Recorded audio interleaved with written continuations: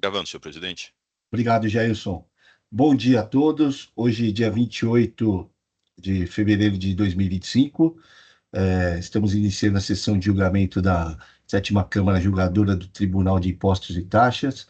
Agradeço a presença de todos, doutora Maria Anselmo, doutor Rodolfo, doutor Henrique, doutora Luciana. Também agradeço a presença de todos os advogados aqui, doutora Isabela, doutora Francisca, doutora Yara, doutor Marcelo e doutora Nicole.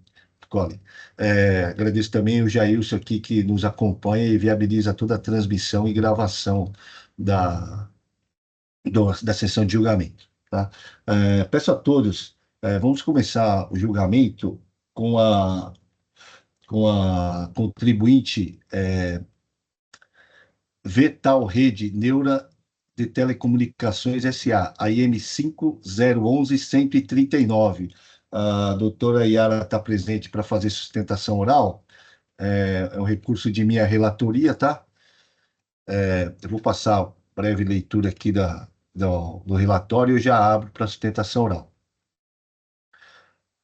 O AIM contém duas acusações. No item 1, consta a acusação de deixar de pagar ICMS por emissão de notas fiscais de serviço de telecomunicação, NFSC, referente às prestações tributadas com erro na determinação de base de cálculo, ao aplicar o diferimento previsto no artigo 8º do anexo 8 do RICMES, quando das prestações de serviço de comunicação para a empresa CMA, Consultoria Métodos, Assessoria e Mercantil S.A., CNPJ tal,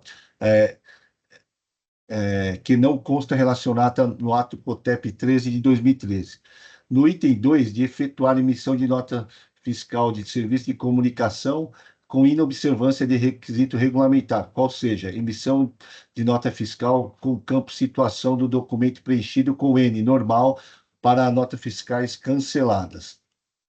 A autora apresentou defesa, houve manifestação do agente fiscal de renda e a julgadora de primeira instância julgou improcedente o AIM. A DRF promoveu diligência, cumprida a diligência, a DRF juntou parecer de recurso de ofício, em que se requer preliminarmente nulidade da decisão recorrida por ser extra petita e, no mérito, restabelecimento das acusações.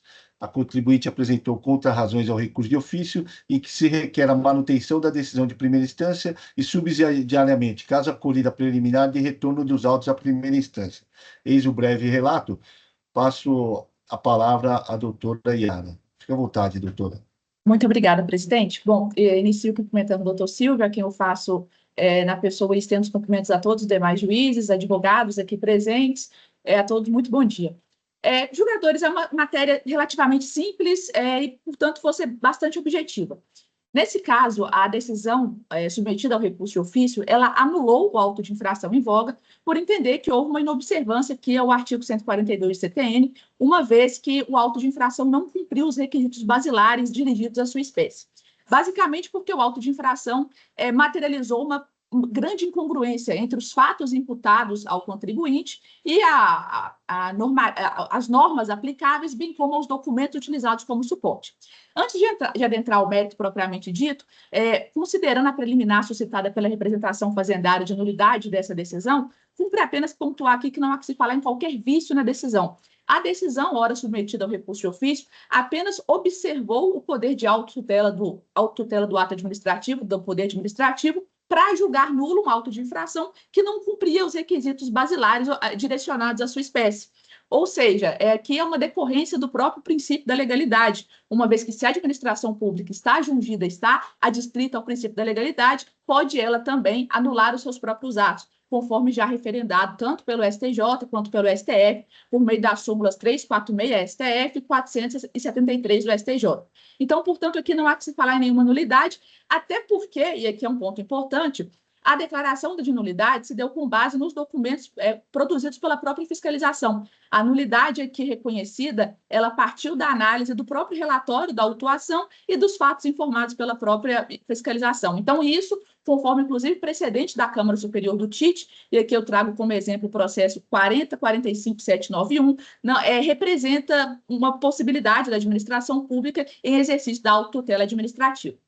Então, superada essa questão, adentro aqui rapidamente ao mérito dos motivos que levaram à anulação do auto de infração, que é justamente a inobservância do artigo 142 do CTN, que elenca como requisito basilar do lançamento a determinação da matéria tributária.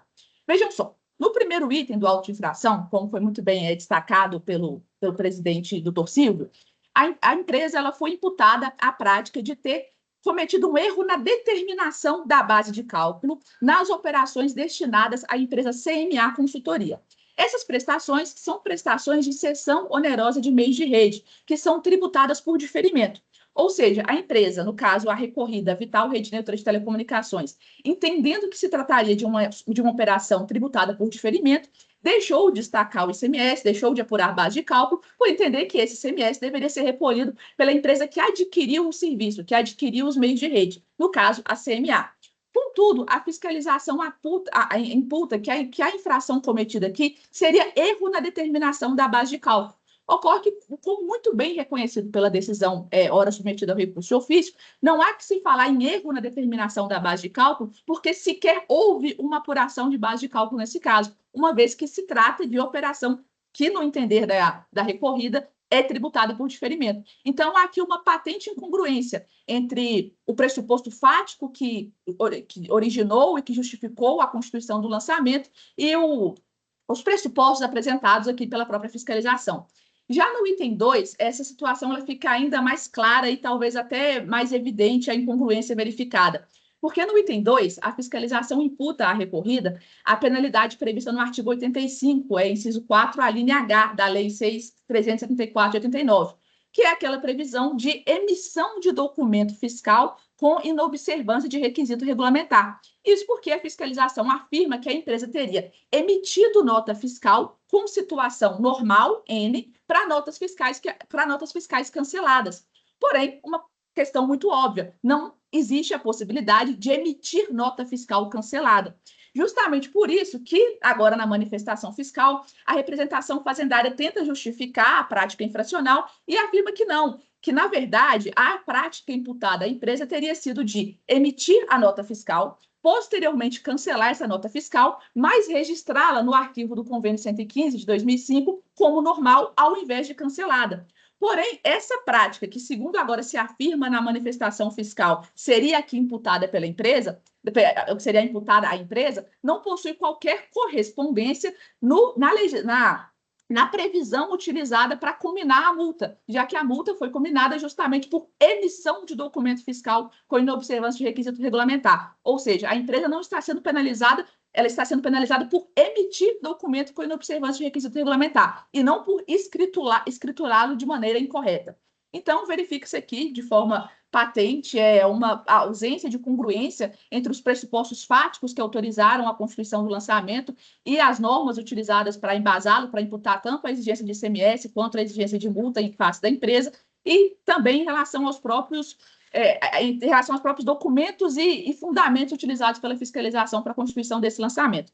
Então, são por essas razões que a empresa, até inclusive em observância que determina o artigo 11 da Lei 13.457 de 2009, reitera o pedido aqui para que seja convalidada a decisão prolatada em primeira instância com a manutenção da anulação do auto de infração. De maneira subsidiária, caso se entenda pela reversão dessa decisão, que então se determine o retorno dos autos para análise dos demais fundamentos expostos na impugnação, que deixaram de ser apreciados, vez que reconhecida a nulidade. Fico à disposição para eventuais esclarecimentos e agradeço a atenção. Obrigado, doutora Yara, pela brevidade e objetividade da sustentação oral. Parabenizo a doutora. Meu voto já estava disponível, tá? Vou passar a leitura dos principais pontos do voto. Digo o seguinte, a partir do item 7. A ilustre julgadora tributária da Unidade de Julgamento de Bauru cancelou integralmente as acusações. A DRF, no parecer de recurso de ofício, alega preliminarmente que a decisão é extra petita. Segundo a DRF, abre aspas, a completa ausência de causa de pedir próxima/imediata, fato jurídico e de causa de pedir remota e imediata, fundamento jurídico sobre a questão de existir erro da acusação, a impossibilidade do contribuinte emitir documento fiscal cancelado, fecha aspas. Para concluir pela ausência de causa de pedir próxima e imediata, a DRF transcreve parte do julgado, que assim dispõe. Transcrevo parte da decisão da primeira instância, e continuo no meu voto. Em relação ao item 1, a defesa se concentra principalmente na tese de que, abre aspas, o diferimento aplicado pelo impugnante está amparado no artigo 9º do anexo 17 do RICMS, que, como visto, não exige a indicação da tomadora de serviço no ato COTEP, fundamento da autuação, inquestionável a ilegitimidade da exigência fiscal, fecha aspas. Isso, trecho extraído das folhas 733. Continuo no voto. A tese defensiva destaca ainda que, abre aspas, além de a cobrança do ICMS ser indevida, o fundamento legal e a natureza da acusação contida no item 1 do auto de infração estão equivocados, já que se baseiam no artigo 8º do anexo 17 do RICMS, que, como visto, não é aplicável. Portanto, também não, também por este motivo, a autuação fiscal é nula nesse ponto. Fecha aspas. Já em relação ao item 2, consta na defesa que a indicação N ao invés de S nos documentos fiscais, abre aspas, teve origem em falhas operacionais do sistema utilizado pelo impugnante, não tendo, contudo, acarretado qualquer prejuízo à fiscalização ou mesmo redução na arrecadação. Continuo no voto. Nesse contexto, entendo que a preliminar da DRF deve ser acolhido, pois procede o argumento de que, abre aspas, a completa ausência de causa de pedir próxima e imediata, fato jurídico e causa de pedir remota e imediata, fundamento jurídico sobre a questão de existir erro na acusação e impossibilidade do contribuinte emitir documento fiscal cancelado. Adicionalmente, me reporta as considerações da DRF, que constam no parecer de recurso de ofício, e que cita decisão da Igreja Câmara Superior em relação ao acolhimento do pleito de nulidade, com fundamento no princípio da não surpresa. Então, eu escrevo parte da manifestação da DRF e concluo: start, acolha a preliminar de nulidade da decisão recorrida e determina o retorno dos autos para novo julgamento. Antes exposto, conheço do recurso de ofício e dou-lhe provimento para reconhecer a nulidade da decisão de primeira instância. O que acontece aqui? Nesse caso aqui, tendo em vista as reiteradas decisões da Câmara Superior em relação à tese da não surpresa, eu estou acolhendo a preliminar, tá? Porque, muito embora a doutora Yara tenha sustentado o dever de autotutela, o fato é que o contencioso administrativo ele se instala com a defesa, né? Por isso que decisões que extrapolam a defesa, ela têm sido anuladas, né, em sede superior, razão pela qual eu acolhi a preliminar de nulidade da decisão de primeira instância, tá? O voto também já estava à disposição. Alguém tem alguma dúvida, gostaria de se manifestar, fica à vontade. Eu abro para debates. Nenhuma dúvida, senhor presidente. Tem uma dúvida? Tá. E mais? Vou encerrar os debates.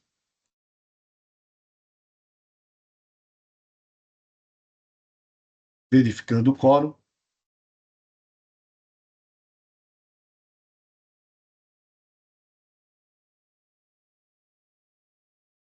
Presidente, por favor, só um minutinho aqui, que eu estou com uma tela só, eu me perdi aqui um pouquinho. Tá ok, doutora.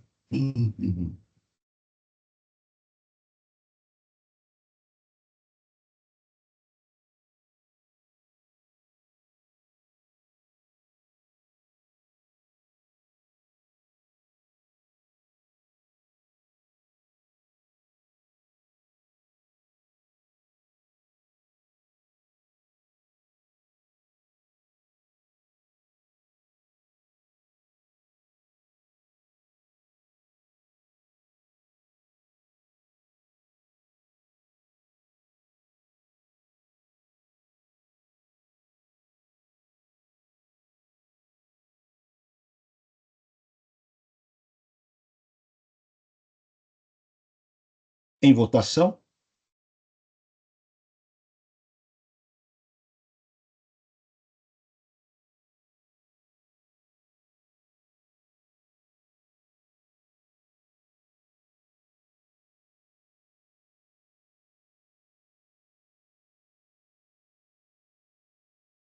Doutora Yara, considerando a jurisprudência pacífica em relação à questão do princípio da não surpresa, a gente adotou a tese que vem vigorando na Câmara Superior, tá?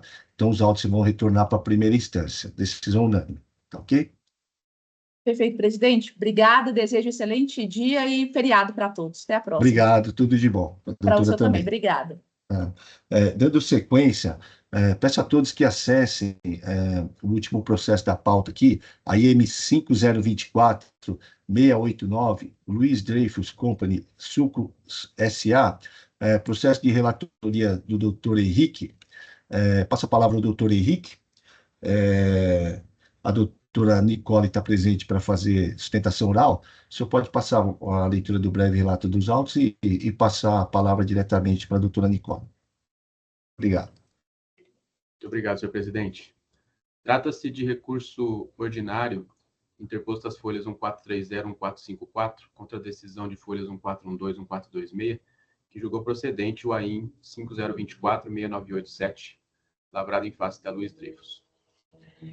O AIM mencionado em síntese traz acusação de falta de pagamento do ICMS em outubro de 2019 por GRE, em razão de operações de exportação de suco de limão não comprovadas.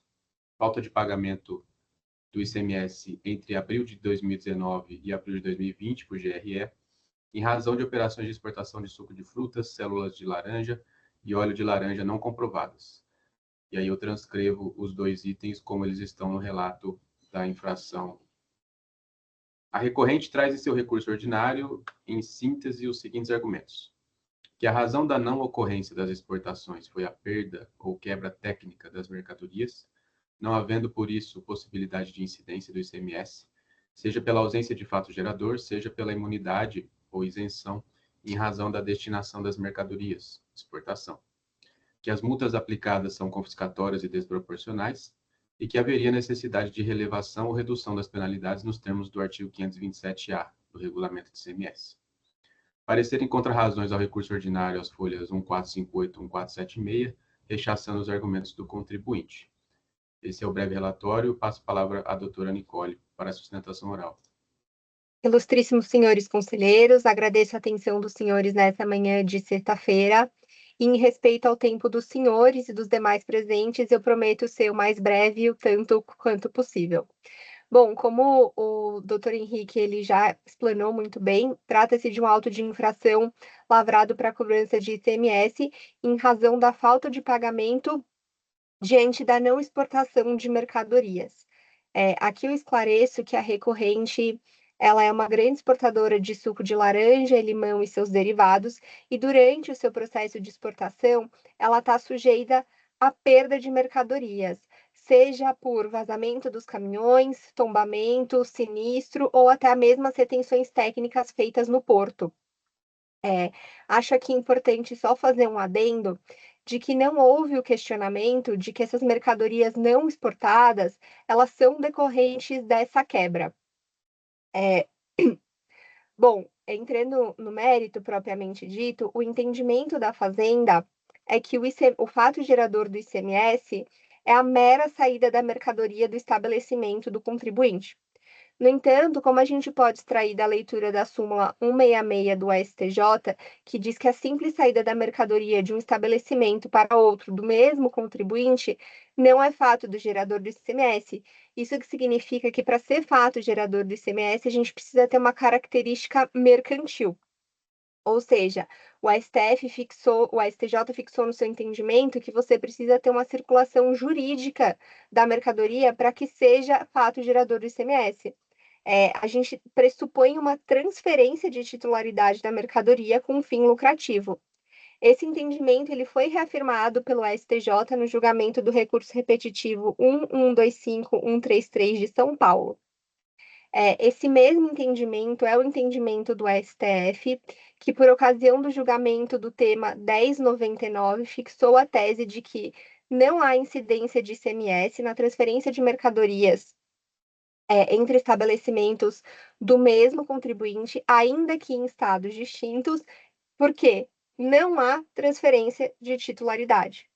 No mesmo sentido, por ocasião do julgamento da ação direta de inconstitucionalidade 49, o STF confirmou o entendimento de que o ICMS ele não pode incidir sobre o mero deslocamento de mercadorias que não acarretem na transferência de titularidade dessa mercadoria.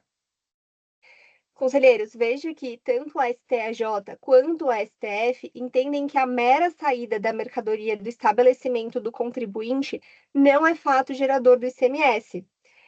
Para que a saída ela seja considerada um fato gerador do ICMS, a gente precisa ter essa característica mercantil.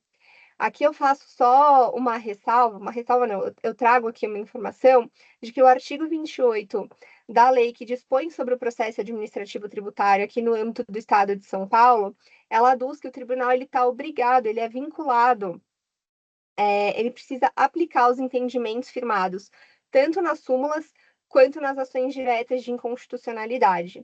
E no caso concreto, ainda que a mercadoria tenha saído do estabelecimento da recorrente, não houve esse caráter mercantil e não houve essa transferência de titularidade, porque essa mercadoria se perdeu no meio do caminho.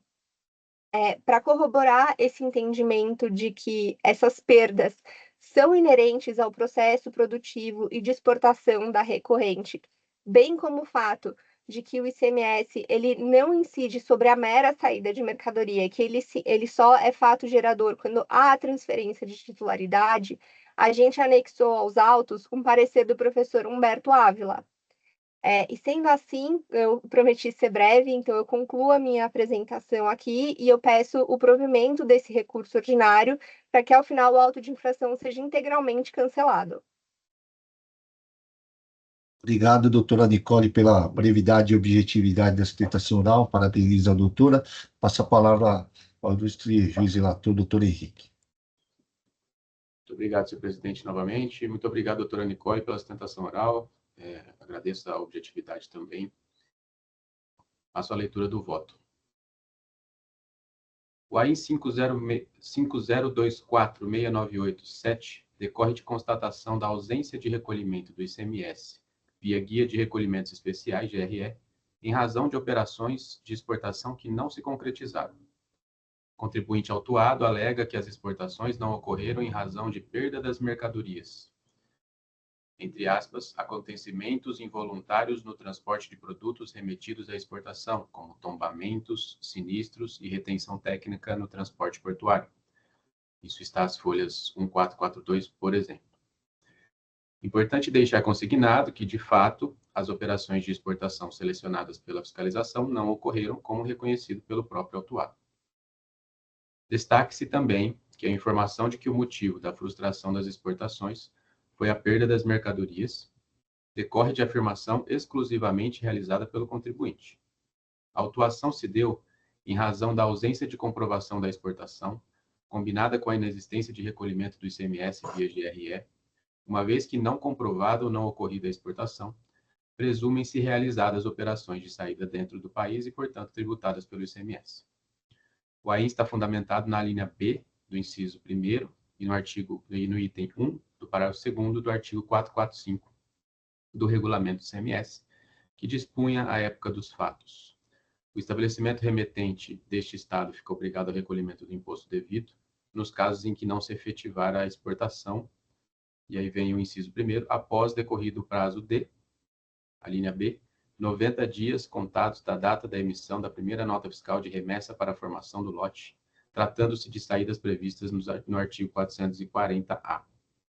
E o parágrafo 2º diz que o recolhimento por guia de recolhimentos especiais será efetuado, item 1, dentro do prazo de 15 dias, contados da data da ocorrência do fato nas hipóteses dos incisos 1º e 2º. Em que pese a alegação de não ocorrência das exportações em razão de perdas ou quebras técnicas das mercadorias, o autuado não trouxe aos autos qualquer prova que pudesse sustentar essa afirmação. A empresa foi autuada por não ter recolhido o ICMS em hipótese de não efetivação de exportação, após decorridos 90 dias da data de emissão da nota fiscal de remessa para a formação de lote para exportação, respeitados os 15 dias de prazo previstos no item 1 do parágrafo 2º do dispositivo acima transcrito. Essa circunstância está devidamente comprovada nos autos, especialmente pelos documentos de folhas 20 a 1299. Dessa forma, os argumentos relativos à não incidência do ICMS não encontram ressonância neste caso concreto, em que pese terem sido detidamente enfrentados pela decisão recorrida. Por isso, as decisões administrativas e judiciais trazidas como sustentáculo da tese defensiva não se aplicam ao caso, que está fundamentado na linha B do inciso 1º do artigo 445 do Regulamento ICMS e não em seu inciso 2º. De todo modo, tivesse a autuada comprovado cabalmente a não efetivação da exportação por perda de mercadoria, fato é que a autoridade fiscal possui atividade plenamente vinculada nos termos do parágrafo único do artigo 142 do Código Tributário Nacional e, diante de previsão no regulamento do ICMS, que exige o pagamento do tributo em operações de exportação frustradas por perdas de mercadorias, artigo 445(2) do regulamento, seria obrigada a lavrar o auto de infração. E, por suas vezes, os julgadores administrativos não têm competência para afastar a aplicação de legislação vigente sob argumento de inconstitucionalidade, nos termos do artigo 28 da Lei 13.457 de 2009. Os argumentos defensivos relativos à não incidência do ICMS pela ausência de prática de fato gerador ou pela imunidade, chamada equivocadamente de isenção pela legislação infraconstitucional, em casos de exportação, se relacionam à constitucionalidade da exigência. O mesmo se diga em relação aos argumentos sobre confiscatoriedade e desproporcionalidade das multas. Afastá-las no caso concreto equivaleria a julgar a previsão do artigo 85, inciso 1, a linha E, da Lei 6374 de 89, inconstitucional, estando decisão nesse sentido vedada pelo já mencionado artigo 28 da Lei 13.457 de 2009.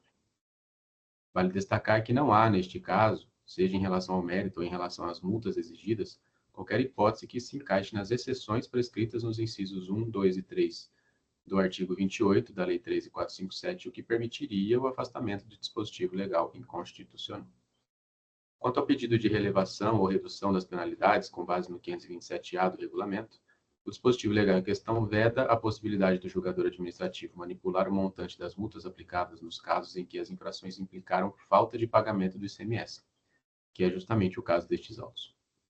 Por isso, impossível a aplicação do 527-A do regulamento para relevação ou redução das multas no caso concreto. Diante do exposto, eu conheço do recurso ordinário e a ele nego o provimento, mantendo os itens 1 e 2 do AIN 5024-6987 em sua integralidade. É dessa forma como eu voto, senhor presidente. Obrigado, doutor Henrique. Eu já tinha tido acesso ao processo, já tinha acessado o processo, também ao voto do relator que eu tinha deixado disponibilizado. Não vejo reparo no voto, vou acompanhar o relator e eu abro para discussão.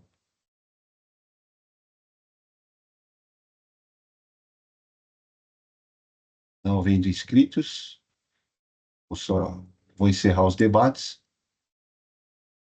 Verificando o quórum.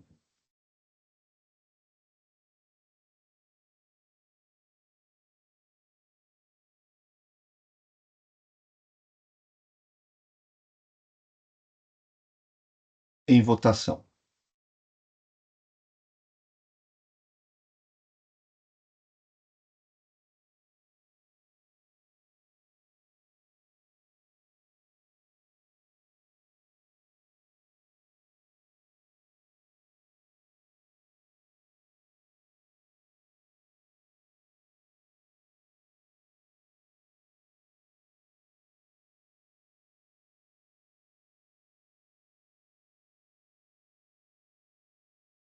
Doutora Nicole, decisão unânime pelo voto do relator, pelo não provimento do recurso. Tá? Agradeço a presença da doutora. Se quiser continuar assistindo, fica à vontade. Se quiser te retirar também. Agradeço a atenção dos senhores e um ótimo final de semana. Obrigado. Dando continuidade à sessão de julgamento, vou pedir para que todos acessem o processo do AIN 437.765, Voit Hidro Limitada, processo de minha relatoria. É um recurso ordinário, o doutor Marcelo está presente para fazer sustentação oral. Vou passar a breve leitura do relatório. A acusação contém uma acusação relativa a crédito indevido de imposto, tá? Diz o seguinte: utilizou o crédito acumulado de ICMS de valor disponibilizado a maior em conta corrente do sistema ECRED, e lançado no livro Registro de Apuração de ICMS e na correspondente GIA. A autuada apresentou defesa, o agente fiscal de renda se manifestou e o julgador tributário decidiu manter integralmente a acusação. Contra a decisão, a autuada apresentou recurso ordinário, acolhendo a 10ª Câmara Julgadora, as folhas da diligência, contribuinte apresentou petição instruída com documentos com informações de fatos novos relativos à apuração do crédito acumulado. Tendo em vista as informações e documentos trazidos extemporaneamente, acolhendo a 8ª Câmara Julgadora, converteu o julgamento em diligência para a manifestação da FR. Cumprida a diligência e fim do mandato, os autos foram distribuídos. Eis o breve relato dos autos. Passo a palavra ao ilustre doutor Marcelo. Fica à vontade, doutor Marcelo. Bom dia a todos. Agradeço o relatório do presidente, doutor Silvio. O caso aqui, ele é simples, né, de simples solução depois da diligência. Só fazendo um pequeno contexto, né, do histórico do caso, a empresa foi autuada, então, em razão do sistema ECREDAC, crédito acumulado, ela supostamente teria apropriado em GIA, em janeiro de 2015, um valor a maior, disponibilizado no sistema em abril de 2015. Pois bem, a empresa, como ela sempre tem saldo credor e crédito acumulado, ela recebeu essa autuação e falou, olha, tem alguma coisa estranha aqui, porque não faz sentido a gente tomar essa autuação de crédito acumulado. E aí, nós fomos verificar o DACA, né, da apuração desse crédito acumulado, vimos algumas inconsistências ali, inclusive na acusação fiscal, apresentamos a impugnação com essas inconsistências e, paralelamente, a empresa refez, né, uma reapuração de todo o período e ela apresentou todos os arquivos substitutivos. Realmente havia um erro, então não só a empresa não deveria ter uma autuação, como ela ainda recebeu um crédito acumulado parcial do mês de janeiro de 340 mil. Então, houve, né, pela supervisão de crédito acumulado, a aceitação desses arquivos substitutivos, houve autorização e houve deferimento. Então, o que a gente apresentou, né, perante a 8ª Câmara, antes do julgamento, foram esses arquivos substitutivos, o deferimento, e foi convertido em diligência. E aí eu peço Vênia só para falar aqui o resultado da manifestação fiscal. Assim, tendo em vista os fatos e documentos apresentados, entendemos que ficou comprovado que não houve disponibilização a maior do valor de R$ 2.133.000 na conta corrente do sistema ECREDAC do contribuinte, em janeiro de 2015, e sua utilização indevida, e que foi objeto desta autuação. Portanto, a própria manifestação fiscal, verificando os fatos e documentos, concordou que houve essa substituição e não houve infração, então perdeu o objeto esse auto de infração e a gente pede provimento do recurso ordinário para esse cancelamento. Agradeço a todos a atenção, era o que eu gostaria de expor aqui. Obrigado, doutor Marcelo, parabenizo pela sustentação oral e brevidade e objetividade. O meu voto já estava disponível, tá? Eu estou acolhendo o recurso ordinário e faço a leitura do voto a partir do item 8. A IM contém acusação de utilização de crédito acumulado ICMS no valor disponibilizado a maior em conta corrente ECREDAC. A Lei da 8ª Câmara Julgadora converteu o julgamento em diligência, tendo em vista a apresentação de petição noticiando a existência de fato novo e documentos que, segundo a recorrente, demonstravam a inexistência da conduta infracional. O FR, ao analisar a petição e os documentos, concluiu que, abre aspas, que ficou comprovado que não houve disponibilização a maior no valor de R$ 2.133.821,70 na conta corrente do sistema ECREDAC do contribuinte em janeiro de 2015 e sua utilização indevida, conforme indicado no processo GEDOC número tal, e que foi objeto desta autuação. Vejamos, transcrevo parte da manifestação fiscal, que foi até mencionada na sustentação oral, e continuo no meu voto. A manifestação do AFR, após a análise dos documentos apresentados pela autuada, demonstra a insubsistência da presente autuação, pois, abre aspas, foram apresentados DACs substitutivas no processo de EDOC número tal, que corrigiram os valores dos saldos credores e que foram acolhidos pela supervisão decreto acumulado.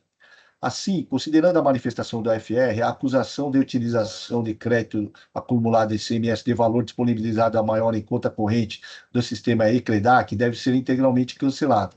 Antes posto, conheço do recurso ordinário e no mérito dou-lhe provimento para cancelar integralmente o AIM. Só vou fazer o registro do voto e eu já abro para discussão.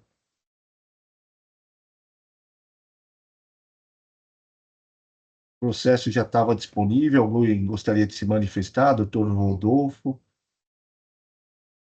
Bom dia, doutor Silva, bom dia a todos. Tendo em vista a manifestação do fiscal e da setorial de crédito, acho que não temos nada a acrescentar nos presenciados. Obrigado. Obrigado, doutor Rodolfo. Então, a matéria já, com a manifestação da supervisão, né, a matéria já ficou pacificada. Vou encerrar os debates, verificando o quórum.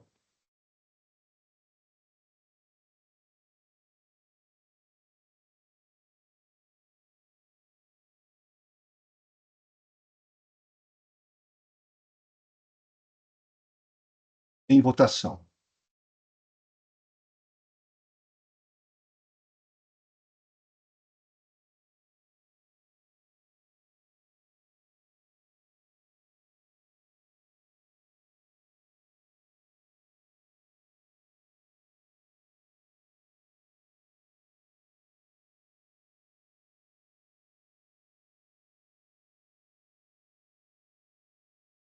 Doutor Marcelo, julgamento encerrado, tá? Decisão unânime pelo provimento do recurso ordinário. Agradeço a presença do doutor. Se quiser continuar, fica à vontade. Se quiser se retirar, também fica à vontade. Agradeço, presidente. Acho que minha internet está meio lenta aqui. Desejo bons trabalhos aí e um bom feriado a todos. Muito Obrigado, obrigado. doutor. Tudo de bom para o senhor também. Bom feriado. Obrigado. Bom Dando, feriado. Tchau, tchau. tchau. Dando sequência ao julgamento, a IM 4141015, Agroquímica Brasinha Limitada, doutora Maria Anselma, ela é relatora, a doutora Francisca está presente para fazer sustentação oral.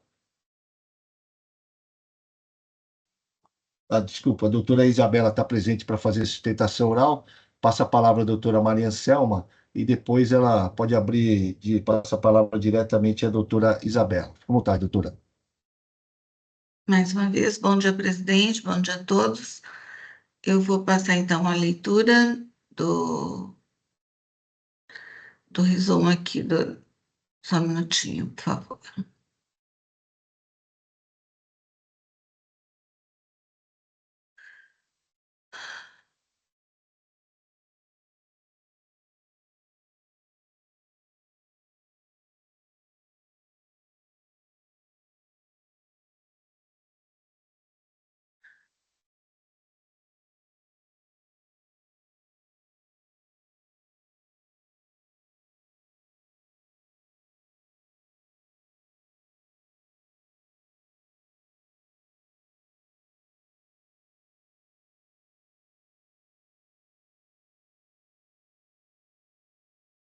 Nossa, a internet aqui está super lenta.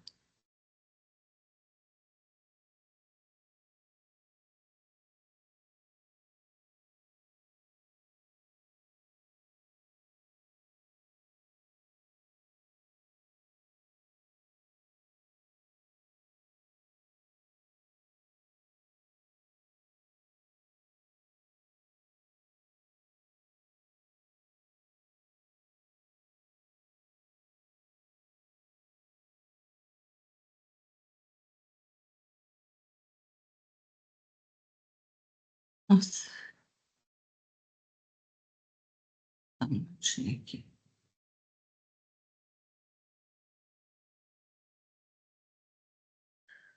Eu acho que...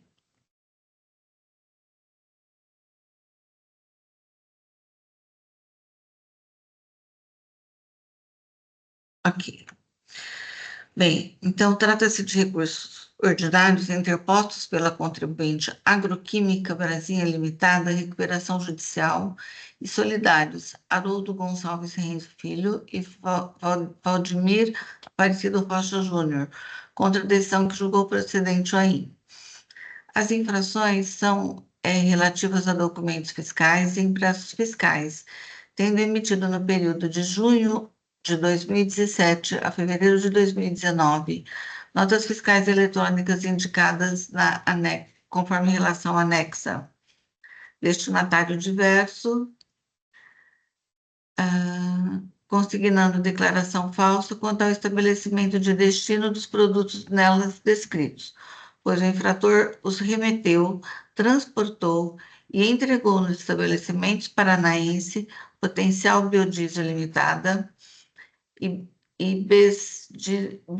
Besidios Limitada, Indústria e Comércio de Biodiesel Sul Brasil S.A., sem que houvesse qualquer circulação da mercadoria internamente em território paulista e sem que se tratasse de venda à ordem na forma prevista nos artigos tais aqui mencionados. Esse é o item 1. Houve notificação para prestar esclarecimentos e apresentar elementos que pudessem comprovar a realização das operações realizadas no período de 7 de junho de 2017 a 6 de dezembro de 2018, na forma registrada, e o infrator apresentou cópias tipográficas dos documentos auxiliares das notas fiscais eletrônicas. Também aqui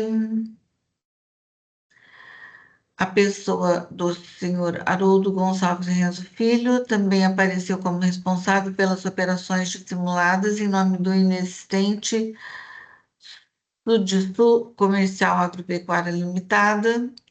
Vladimir Aparecido Rocha Júnior foi titular de Valdemir Aparecido Rocha Júnior, Comércio de Óleos e Gorduras. Nome de fantasia, aqui resumindo, é muito extenso, né? Acho que não precisa, não sei se vale a pena ler toda as infrações. O item 3 é por ter emitido nos dias 9 de agosto de 2017 a 1º de outubro de 2018 as notas fiscais eletrônicas de números tais, conforme detalhado no demonstrativo, já conforme demonstra no demonstrativo fiscal. Haja visto que foi indicado por remitente, inexistente contribuinte paulista, total, gorduras, Eireli, tal.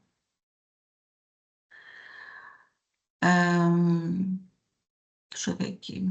O item 4, emitiu no período de junho de 2017 a fevereiro de 2019, as notas fiscais eletrônicas e anexas, conforme relação de notas fiscais eletrônicas, valores inferiores ao das operações. Aqui o item 4. Deixa eu ver aqui.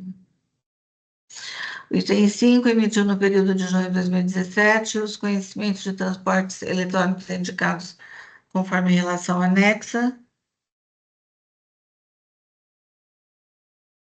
Estabelecimento do infrator em Vargem Grande do Sul e foram entregues diretamente nos estabelecimentos paranaense Potencial Biodiesel Limitada. Bem, resumindo, é uma simulação aqui bastante complexa. O fiscal foi super analítico, detalhista, inclusive, e também tem infrações relativas a documentos fiscais e impressos.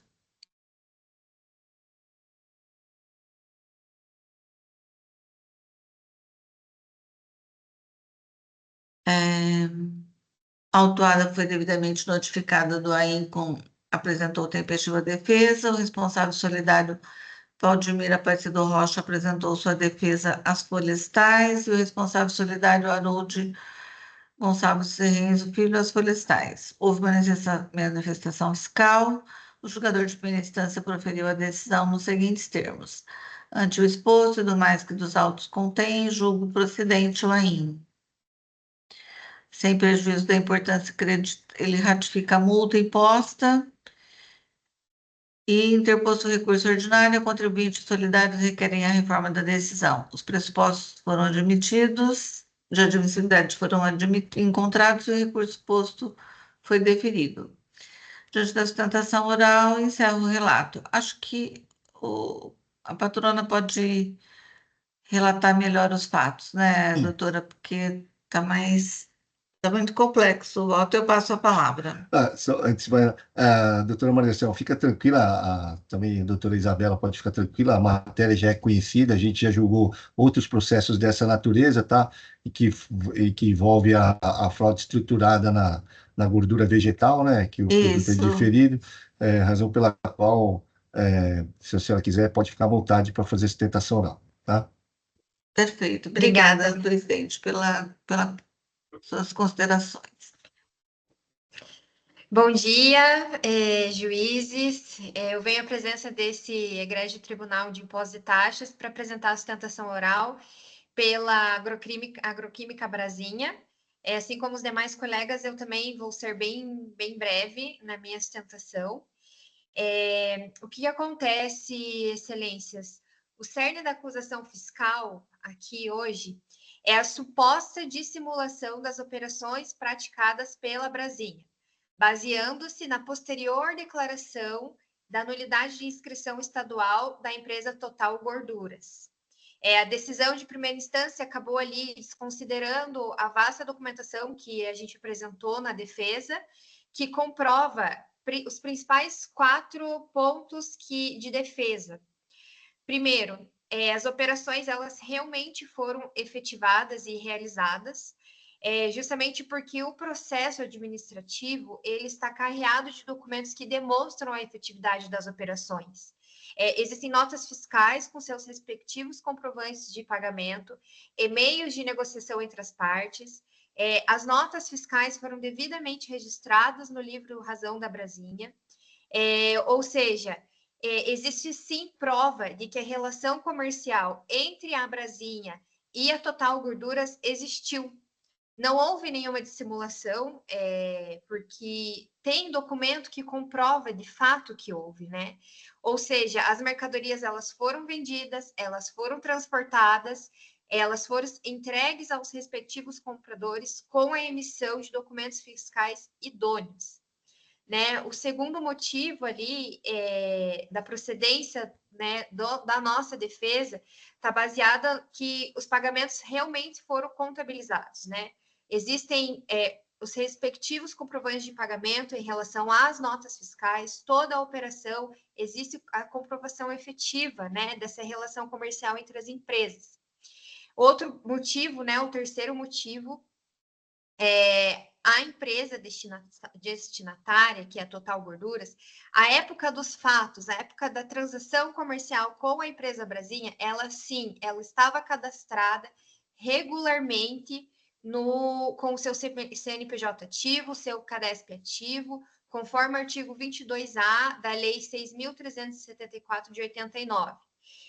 Ou seja, quando a Brasinha ela realiza uma transação comercial, seja com a Total Gorduras ou qualquer outra empresa, a Brasinha ela tem esse cuidado de fazer aquela verificação dos documentos. Se a empresa está ativa, se a empresa tem boa índole no mercado, se a empresa possui bom relacionamento no mercado. Então, assim, não houve um descuido da parte da Brasinha, mas houve sim um cuidado de verificar se a Total Gorduras estava devidamente ativa e regular perante o fisco paulista. E, de fato, estava. Então, foi por esse motivo que a Brasinha resolveu fazer relação comercial com a Total Gorduras. E o outro motivo ali, excelências, é que o fisco não comprovou a má-fé da Brasinha, né?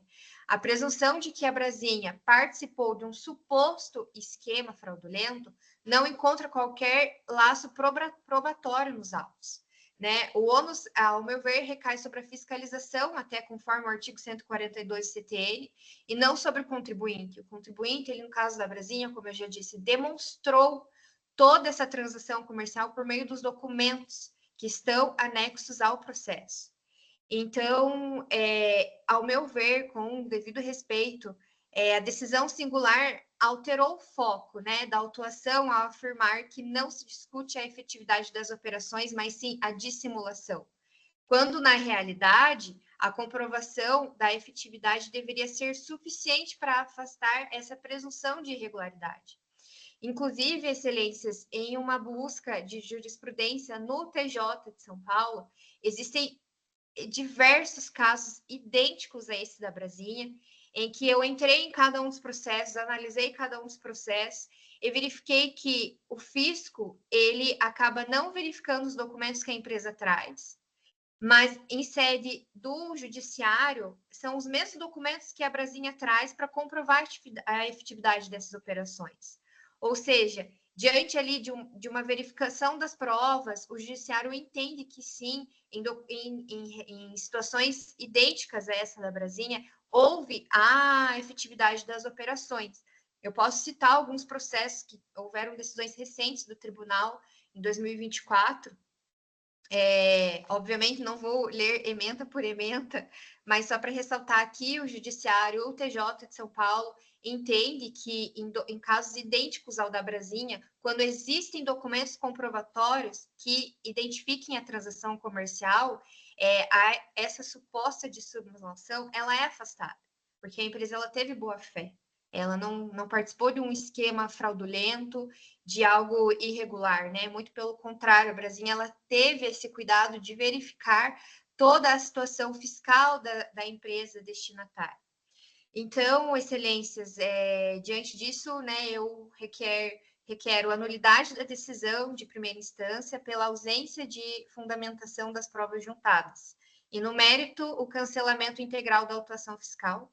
Eu agradeço às excelências pela oportunidade de me ouvirem essa manhã, e é isso. Muito obrigada. Obrigado, doutora Isabela, parabenizo pela sustentação oral. A doutora Marieção já está com voto disponível. Fica à vontade, doutora Marieção, para passar a leitura. Obrigada, presidente. Também parabenizo a doutora relatora, a patrona, em razão da objetividade da sustentação oral. Eu vou começar aqui no parágrafo 4º, onde eu passo análise dos recursos ordinários interpostos pelos responsáveis solidários e que todos possuem as razões recursais idênticas, né? De forma preliminar, os recorrentes pedem anulação do descumprimento da portaria CAT 115, que é referente ao controle de qualidade da lavratura do AIM. Eu discordo e entendo assim que da mesma forma como julgador de primeira instante, que não há que se falar em nulidade do descumprimento da portaria CAT 115, até por conta da Câmara Superior, já deste tribunal, ter entendimento consolidado de que o controle de qualidade previsto na portaria CAT 115/2014 é procedimento interno da Cefaz, e aí então eu cito o julgamento abaixo. Portanto, então, eu não conheço a nulidade do AIM por falta de apreciação da portaria CAT 115/14 de 2014. Ainda de forma preliminar, os recorrentes solidários reiteram alegações de nulidade de suas inclusões como responsáveis solidários por falta de indicação dos dispositivos legais e as conclusões que levaram às suas inclusões como responsáveis solidários sem o contraditório e ampla defesa.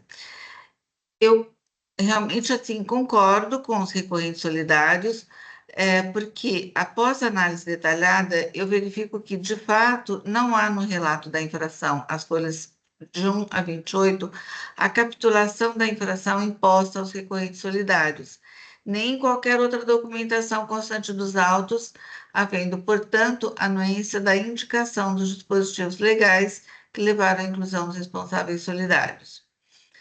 Também tenho que os recorrentes solidários, levando tal fato em suas defesas protocoladas tais, saltou aos olhos do julgador de primeira instância.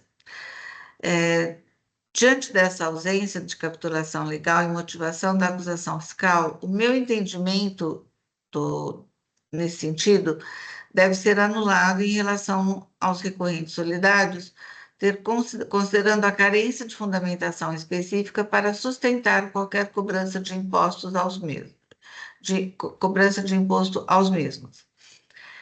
Isto porque é obrigação da autoridade administrativa o cumprimento dos requisitos obrigatórios quando do lançamento de ofício, sendo um desses requisitos essenciais a descrição do fato gerador, da obrigação correspondente e a indicação dos dispositivos normativos infringidos, conforme o artigo 34 da Lei 13.457, que abaixo, então, eu transcrevo.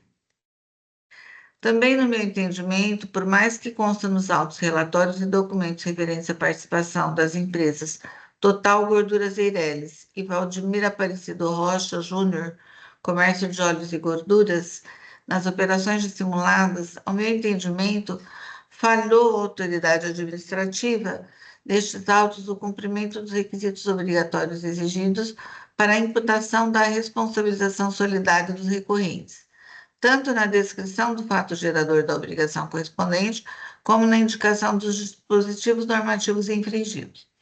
Portanto, declaro a nulidade da responsabilidade solidária imputada aos recorrentes por ausência de capitulação legal e ausência da descrição do fato gerador das obrigações correspondentes, pelo qual voto pelo cancelamento da responsabilidade solidária.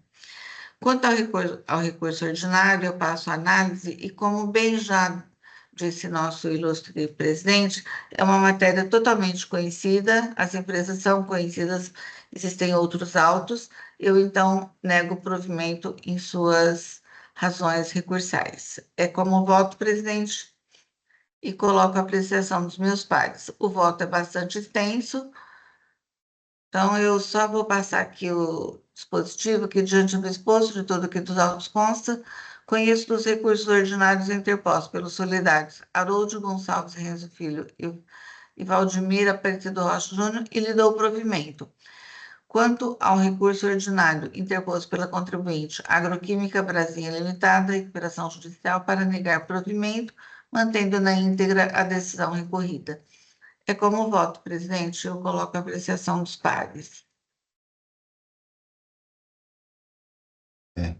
Obrigado, doutora Maria Anselmo, pela leitura do voto dos solidários, tá?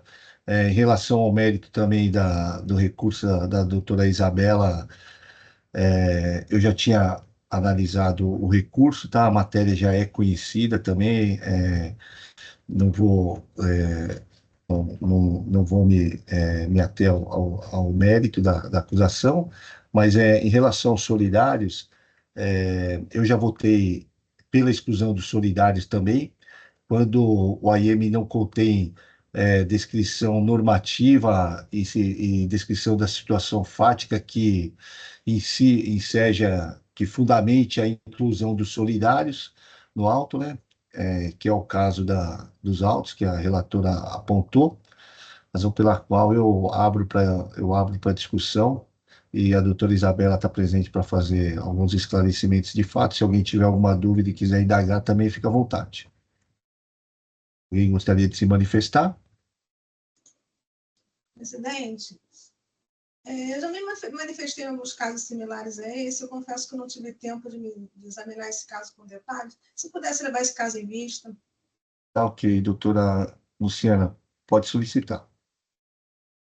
Só fazendo um complemento, né, aproveitando que a doutora Luciana solicitou vista, a descrição fática, ela consta, né, a própria agroquímica diz que, em relação a Total Gorduras, ela negociava tanto com o Vladimir quanto com o Valdemir, né, quanto com o Harold, né? Então, que eles seriam as pessoas responsáveis pela Total Gordura, né? Tá, isso está nas folhas 7103, parágrafo 22 do relatório circunstanciado.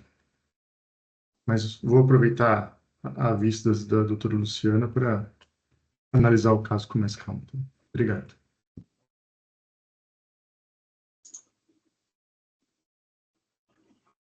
Doutora Isabela, a doutora Maria Anselma, ela deu voto excluindo os solidários e mantendo a acusação em relação à contribuinte.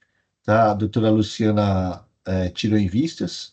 Se a senhora quiser comparecer na próxima sessão de julgamento, para acompanhar o julgamento e se alguém tiver algum esclarecimento, se a senhora tiver disponibilidade, fica à vontade, tá bom? Tá bom, Excelência. Muito obrigada a todos. Bom final de semana e bom feriado. Obrigado, Obrigada, tá? doutora. Tem a última sustentação oral aqui, processo de minha relatoria, tá? Só um minuto para voltar. A doutora Francisca está presente para fazer sustentação oral. A IM 4022210, Empresa Elétrica Bragantina SA. É um retorno da Câmara Superior. Já pode adiantar aqui que doutor doutor Rodolfo tinha avisado que a doutora Maria Anselmo já tinha votado na Câmara Superior pela conversão de julgamento em diligência. Então, nesse caso, a doutora Maria Anselmo está impedida.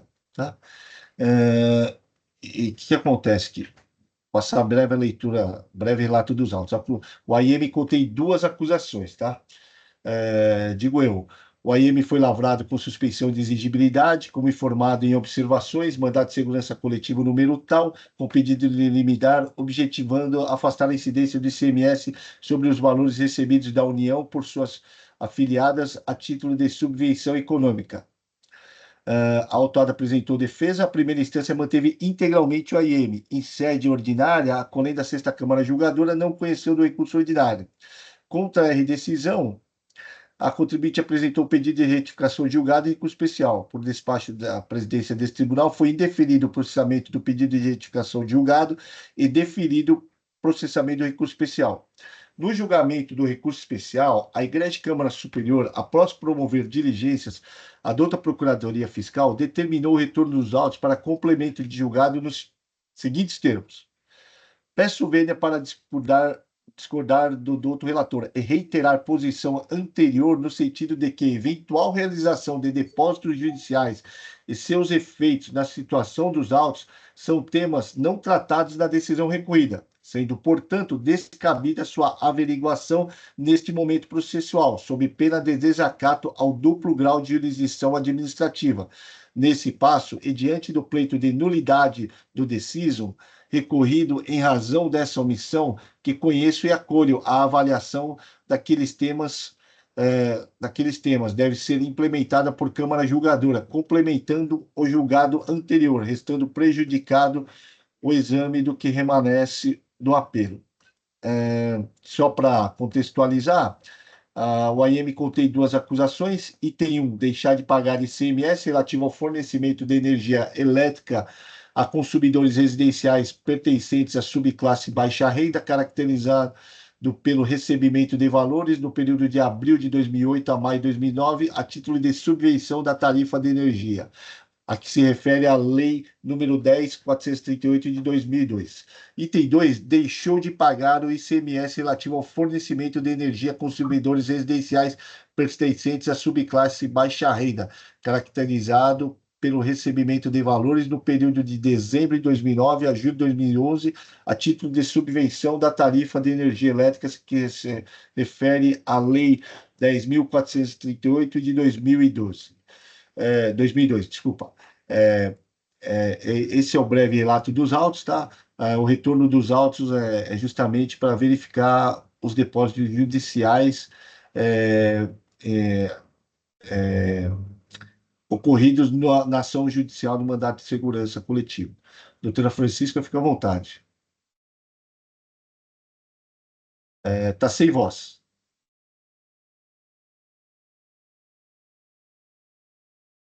Está sem voz ainda.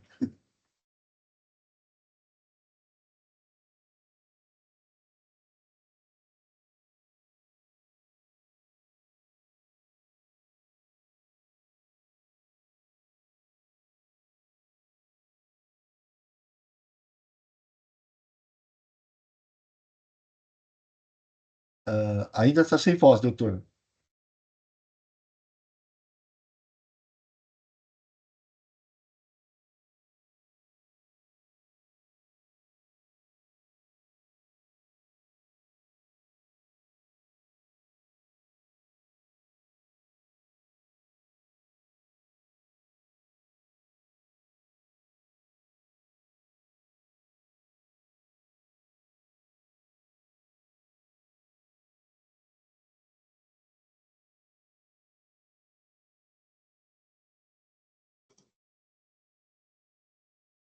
Senhor presidente, a doutora Francisca colocou no chat aqui perguntando se pode retornar daqui a pouquinho, que ela vai tentar reiniciar.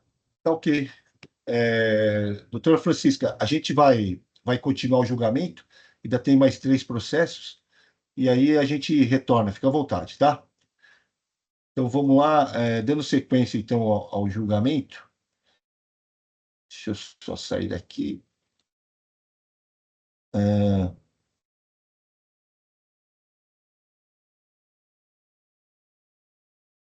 Passar o julgamento da Boiporé, AM 450-134, processo de relatoria do doutor Henrique. Fica à vontade, doutor Henrique. Não tem sustentação oral, pode passar breve leitura. Antes deles, desculpa, vamos passar pelo Milfarma, né? Porque uma da doutora Luciana dá um tempo para a doutora Luciana respirar. Então, 5010-686, Milfarma Comercial Limitada.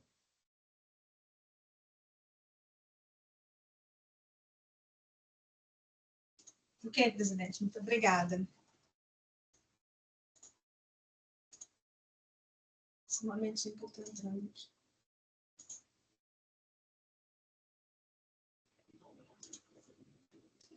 Nesse caso, nós estamos tratando aqui de uma peça recursável interposta em face do conformismo do contribuinte com a decisão monocrática que julgou improcedente a acusação fiscal, mas reconheceu a extinção dos débitos fiscais relativos aos itens 3 e 4 do AIM.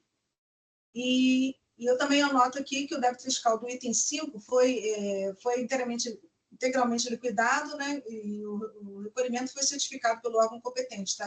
As folhas 1980, em razão de uma diligência promovida pela própria representação fiscal. Então, remanescem em julgamento 2 acusações fiscais. No item 1, trata-se da falta de pagamento por meio de guias das operações de entrada estaduais de medicamentos sujeitas à distribuição tributária, cujos notas fiscais foram devidamente escriturados no registro de entradas, e também em relação à entrada interestadual de produtos da indústria alimentícia, produtos de perfumaria e produtos de higiene pessoal. A autoridade fiscal narra que o autuado adquiriu as mercadorias de fornecedores localizados em outro estado da federação, que não celebraram o convênio com o estado de São Paulo para recolher o imposto substituído, devido pela submissão tributária, nos termos do artigo 426A do RICMES. Então, eu já passo aqui, eu já tinha disponibilizado o voto, vou tentar ser um pouco mais breve. Estou indo no item 21, né, no presente contencioso administrativo, o cerne da resignação recursal é a alegação de que a exigência fiscal objeto dos itens 1 e 2 seria totalmente improcedente por erro na base de cálculo, haja vista tratar-se de questão examinada e classificada pelo STJ, pelo STF e pelo TIT, sendo necessária a verificação do preço real de venda ao consumidor. Argumento que, caso não seja adotado o mesmo critério que foi adotado pelo tribunal no AIM 4109-306, que versava sobre os mesmos fatos jurídicos e mesma acusação do AIM, do presente AIM, sempre incorreria em violação ao princípio da segurança jurídica. Aduz que o preço fixado pela autoridade fiscal com base no tributo ICMS-ST, em muitas ocasiões, não retrataria o preço real praticado ao consumidor, então evidenciando uma iliquidez. Enfim, pretende cancelamento da autuação fiscal por iliquidez, ilegalidade e erro na base de cálculo.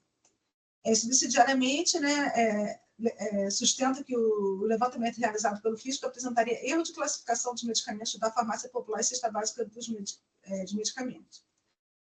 E eu já observo, então, que na manifestação fiscal, a autoridade realmente ela aprendeu o seguinte: toda a argumentação do contribuinte em relação aos itens 1 e 2 do AIM se faz acusando a ilegalidade da utilização do PMC, preço máximo do consumidor, como base de cálculo para o ICMS-ST de medicamentos. Malgrado isso, o fisco explica que, né, o item 2 não se refere a operações com medicamentos, então não há que se falar em PMC nesse caso. Já o item 1, apesar de operações serem com medicamentos, dependendo da situação, a legislação determina diferentes critérios para a apuração do valor da base de cálculo, além do PMC, que é o mais utilizado, mas ele não é o único. Então, eu avanço na controvérsia nos atos termos em que foi posto. Digo que, quando o autuado argumenta que, caso não seja adotado o mesmo critério, né, que foi adotado pela Câmara Superior do TIT, no julgamento do AIM 4109-306, recorreria em violação ao princípio da segurança jurídica. Eu digo que ele deixa de observar que cada caso é único, que os processos a serem decididos pelas câmaras julgadoras estão em dependência direta da produção probatória e argumentativa das partes, e da observância dos princípios do contraditório e da ampla defesa. Não há que se olvidar que a presente atividade decisória é sustentada por um processo argumentativo concreto que exige coerência e consistência de fundamentação em cada caso. E, conforme ressabido, o princípio da segurança jurídica é garantido quando as normas são claras, estáveis e consistentes, e são aplicadas de forma justa e coerente ao caso concreto. E, nesse contexto, eu realço aqui os argumentos do juízo de piso, né, que, na forma do artigo 52 da Lei 13.457 de 2009, somente a súmula do tribunal é que vincula, né, os órgãos de julgamento e, caso não exista súmula, os órgãos poderão apreciar livremente as provas e indicar os motivos do seu convencimento. É sobre tal signo, então, que eu examino a resignação recursal, principiando pelos aspectos jurídicos da lide. Então, a primeira, então, gira em torno do PMC, né, divulgado nas publicações da lista da CEMED, né, que o contribuinte diz que padeceria de ilegalidade, liquidez e erro na base de cálculo do imposto. Primeiramente, eu examino as matérias de direito, então, eu trato aqui, então, da antecipação tributária, né, eu faço uma revisão aqui dos artigos que sustentam, né, o Instituto da Antecipação Tributária, e já passo, então, ao item 41, que é o entendimento firmado, então, no recurso extraordinário 50.93.849, né, o tema 201, da ação direta da ADIM 2777, né? E eu digo que no julgamento dessa ação direta de inconstitucionalidade, 2777, o Supremo Tribunal Federal reconheceu a compatibilidade do artigo 66b da Lei 637.489 com o artigo 7º do artigo 150 da Constituição Federal, o parágrafo 7º, que autoriza a restituição da quantia cobrada maior nas hipóteses de substituição tributária para frente, em que a operação final resultou em valores inferiores àqueles utilizados para efeito da incidência do ICMS. Transcrevo, então, o trecho, né, do referido julgado, e digo que, ao apreciar esse recurso ordinário, foi submetida também à Corte, a Suprema Corte concluiu que o artigo 150, parágrafo 7 da Constituição, deve ser interpretado de modo a assegurar o direito à restituição em qualquer caso que o fato gerador não se consuma, tal como presumido. Então, eu digo que o artigo 10 da Lei Complementar 8796, que tem seu fundamento e validade no artigo 7 do parágrafo 7 do artigo 150 da Constituição, assegura que o contribuinte tem o direito à restituição, na hipótese do fato gerador presumido não se realizar. Então, extremo de dúvidas que, ao declarar constitucional a restituição prevista no inciso 2 do artigo 66b da Lei 6374, o Supremo Tribunal Federal deu realce ao caráter instrumental da base de cálculo presumida para a operacionalização do regime da submissão tributária e a natureza provisória da exigência antecipada. Então, no presente caso, né, o critério da apuração da base de cálculo presumida não é provisório, porque é estabelecido por lei nos termos do artigo 97, inciso 4 do Código Tributário Nacional. Eu acho que, então, esse é o ponto em relação à antecipação tributária. Falo também a observância ao princípio do que o tempo rege o ato, né? Que, à luz da norma esculpida no artigo 144 do CTN, não é cabível se falar que a época dos fatos gerador presumido já havia ocorrido, né? Que é um argumento normalmente utilizado para sustentar essa tese. No caso, não estamos tratando de fato gerador já ocorrido, seria instituir um tratamento desigual entre o autuado, que é o contribuinte infrator, que deixou de recolher o imposto no momento legalmente previsto, e os demais contribuintes que manifestaram um comportamento compatível com as normas de regência do imposto, recolhendo antecipadamente o imposto relativo ao fato gerador presumido. Passo, então, à questão da liquidez do lançamento. Eu digo que o lançamento tem por finalidade conferir certeza e liquidez à obrigação tributária, diz respeito à exata definição do quanto exigido pelo sujeito passivo. Falo sobre a regra matriz de incidência tributária do ICMS, onde foi estabelecido 2 critérios para identificar o nascimento da relação jurídica, o pessoal e o quantitativo. E o quantitativo é representado através do base de cálculo e alíquota. E no que diz a base de cálculo, eu digo que o lançamento do crédito tributário, nesse caso, a autoridade aplica o critério de apuração legalmente previsto ao caso individual concreto, estabelecendo a quantia líquida da base de cálculo do imposto. No caso da portaria CAT 94 de 2007, né, que tem o preço máximo, a base de cálculo seria, então, o preço máximo ao consumidor, PMC calculado mediante utilização dos critérios de fixação e ajuste de preços previstos nas resoluções da Câmara de Regulação de Medicamentos, CEMED. Significa dizer que o conjunto de informações extraído da portaria CAT 94 de 2017 permite precisar do exato valor da base de cálculo adotado para fim de retenção e pagamento do imposto relativo às saídas subsequentes. Nesse contexto, não há como se falar em liquidez do crédito tributário, se o cálculo, né, do quanto devido deve estar suficientemente explicitado nos autos, no caso está, e lastreado nos limites legalmente previstos. E se não houve qualquer apontamento de eventual equívoco no cálculo, né, então essa questão será examinada à frente. Então, passando então à questão do lançamento de ofício, né, eu digo que a definição da base de cálculo está submetida ao princípio da reserva legal, né, o artigo 146, inciso 3, a linha A. Cito também o artigo 97, inciso 4 do Código Tributário Nacional, que estabelece que somente a lei pode fixar a alíquota do tributo e sua base de cálculo. Falo sobre o parágrafo 2º do artigo 8º da Lei Complementar 8796, e digo que o Tribunal de Justiça já manifestou a legitimidade da utilização dos correspondentes preço máximo ao consumidor estabelecidos pela CEMED, né? E aqui eu trago, então, uma jurisprudência. E nesse cenário tem o lançamento de ofício. O presente lançamento, ao apurar o imposto devido, né, não viola o comando do artigo 142 do CPM. Ao contrário, aí ele se ajusta, tratando-se de atividade vinculada à lei e obrigatória. Então, entendo que houve o estrito cumprimento ao princípio da legalidade. O legislador não conferiu ao fisco a faculdade de estabelecer o critério mais adequado para a determinação da base de cálculo presumida em operações sujeitas à submissão tributária progressiva. Cito também que eu questiono, né, sendo impositiva a obediência ao artigo 28 da Lei 13.457 de 2009, qual é o fundamento legal ao autorizar o afastamento pelo órgão administrativo, órgão de julgamento administrativo, da aplicação do artigo 2º da Lei do aparato 2º do artigo 8º da Lei Complementar 8796, para declarar a legalidade do critério de apuração da base de cálculo adotado pela autoridade fiscal. Eu digo que atribuir imprestabilidade ao PMC, né, significa negar validade ao disposto no parágrafo 2º do artigo 8º da Lei Complementar 8796, norma válida, vigente e eficaz, que é vedado a esse juiz administrativo nos termos do artigo 28 da Lei 13457 de 2009.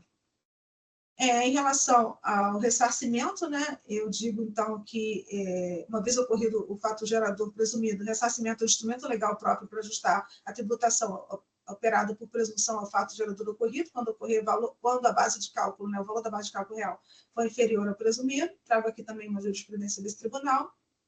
Em relação ao princípio da capacidade contributiva, eu digo que esse princípio expressa a titularidade de direitos e obrigações de um sujeito segundo a norma tributária vigente. É a norma que define os contornos da capacidade contributiva. Em relação ao julgamento, né, do AIN 4109-306 pela Câmara Superior do TIT, né, que o contribuinte traz essa jurisprudência, né, eu digo que, naquele caso, nesse caso concreto, né, em apertada votação, o tribunal afastou a exigência, né, do imposto, e eu digo, então, que esse entendimento esposado no voto vencedor daquele caso não é pacífico no tribunal. Existem vários pontos controversos, né? Um deles, e aqui cito os pontos que não estão ainda consolidados. Digo que filiam, então, aos que defendem a legitimidade do Instituto da Submissão Tributária Progressiva e a impossibilidade necessária administrativa de se afastar os procedimentos legalmente previstos para sua viabilização, nos termos do artigo 28 da Lei 13.457. E também trago aqui um outro acórdão também da Câmara Superior, este que deu provimento ao recurso especial da Fazenda Pública nos autos do AIN 41.24.606. E digo que não há como se discordar que tal julgado está respaldado por fundamentos sólidos e legalmente justificados. Então, passo então a análise da situação fática, né? E digo então que o que restou, né, fixado na decisão de primeiro grau, né, que não resta dúvidas que a base de cálculo do CMS dos medicamentos é o preço máximo ao consumidor. Digo que esse fundamento está escorreto, e eu entendo que no juízo administrativo se afigura inócua a aferição da existência ou não de demonstração de que o tabelamento do PMC pela CEMED se encontra divorciado da realidade dos preços finais dos medicamentos. Isso porque, dada a impositiva obediência ao princípio da legalidade, ainda que haja disparidade, né, entre os valores, não há como esse órgão de julgamento desconsiderar critério legalmente previsto. Em que pese os argumentos formulados no apelo recursal, entendo que a celema suscitada não deve ser apreciada aqui nessa presente lide, se for o caso, levada à discussão em fórum próprio. O órgão de julgamento administrativo não tem competência para rever a política fiscal da submissão tributária do Estado de São Paulo. Contudo, ainda que se não fosse, melhor sorte não lograria o autuado, uma vez que ao compulsar nos documentos juntados, né, apreendo que não são capazes sequer de demonstrar a alegação de que, no caso, o preço final de venda ao consumidor teria sido inferior à base de cálculo utilizada na acusação fiscal. E aqui eu faço um quadro com as incongruências, né, que eu apurei. Né? Eu digo que, a despeito da extensão e do detalhamento do demonstrativo 5, né, que tem 505 páginas e abarca inúmeras mercadorias e operações em diversos períodos, o material probatório produzido pelo autuado contempla uma quantidade ínfima de itens, que evidentemente é insuficiente a demonstrar o preço de todo o complexo de mercadorias e períodos constantes no demonstrativo trazido pelo fisco. Digo também que somente ao fisco é permitido trazer provas por amostragem nos termos do artigo 22 da Lei 13.457 de 2009. Digo que os elementos probatórios colacionados, né, no intento de demonstrar os preços praticados pelo mercado, não são documentos fiscais de venda dos respectivos estabelecimentos, mas meros prints de tela de consulta a sites comerciais relativos a promoções. Digo que esses prints de outros estabelecimentos são provas frágeis e não se constituem fonte legal das informações. Não existe garantia da fidedignidade do preço efetivo das mercadorias vendidas ao consumidor final, e é comum haver discrepâncias entre os preços ofertados e os preços efetivamente praticados pelos vendedores, bem como diferenças decorrentes da concessão de desconto. Se, por um lado, não é possível se aferir, a partir dos prints de consulta juntados, os valores informados correspondem aos preços do mercado à época dos fatos, por outro, o próprio autor afirma que os preços de venda do consumidor foram consultados no mês de agosto de 2022 e janeiro de 2023. E também mais um ponto é que a folha 1744 consta que o preço sem desconto do produto Apelitim B mais C, solução oral, 240 ml AMS, seria R$ 48,08, valor que aparece riscado. Portanto, a base de cálculo adotada pelo fisco, 37,44, é até mesmo inferior ao valor indicado. Então, eu concluo que o caderno probatório encartado não tem a robustez necessária à demonstração das aventadas disparidades entre o preço de venda e a base de cálculo presumida. Trago também a observação do juízo de piso em relação aos outros documentos, as notícias juntadas, né, que também não socorrem ao autuado. E digo que o demonstrativo do fisco ele analisa, né, a adequação da natureza das mercadorias, suas peculiaridades, bem como definido nas portarias, explica para a determinação da base de cálculo como a utilização da portaria CAT, né, o seu detalhamento. E digo que no artigo 22, a parágrafo 1º da Lei 13.457, né, o sujeito passivo pode contraditar o demonstrativo elaborado pelo fisco, mas deve fazer de modo objetivo, com indicação precisa do erro e incorreção encontrados, e com a apresentação da respectiva comprovação.